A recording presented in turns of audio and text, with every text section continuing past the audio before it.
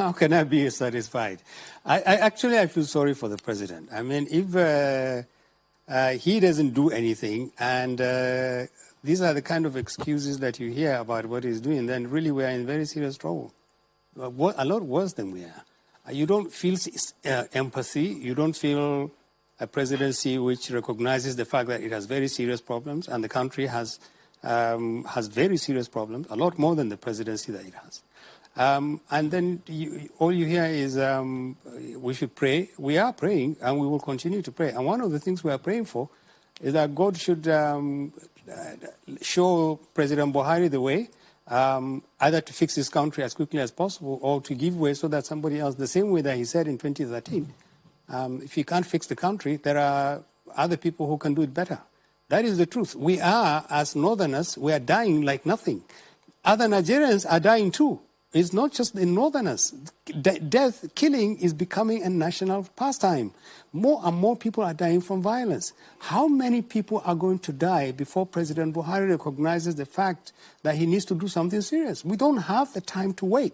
You can tell us all the things that you think he's committed to, but we measure him by just one thing. What is the outcome of your commitment? What is the result of all these things you're doing? We don't see them on the ground. We don't see them on the road when we travel. We don't see them in our homes. We don't see them on the farms where poor people go. Everywhere you go, the country has become more dangerous to live in. The Sultan was absolutely correct. Now, and if you know what it takes for someone like the Sultan of Sokoto to actually speak out and say what he said, if you know what it is for a loyalist of President Buhari like Senator Shatima to say what he said on the floor of the Senate, then you must know that the situation is a lot worse than even what the Northern Elders Forum said. What we said is simple. It's in exercise of a democratic right. An elected person is elected to perform a job. He doesn't perform that job, you tell him, please, let's have someone does it. These are people who, Sultan of Sokoto is the kind of person who doesn't speak unless it becomes absolutely essential. Senator Kasim Shatima has been a die-hard loyalist of President Buhari from day one. And he had supported President Buhari with his life. If these people can say what they said, if Governor Zulum of Borno State, a professor who would know the implication of saying in public, bring back South African mercenaries, if he can say that to the president's delegation in Borno, because our military obviously is failing, because that's why you bring mercenaries.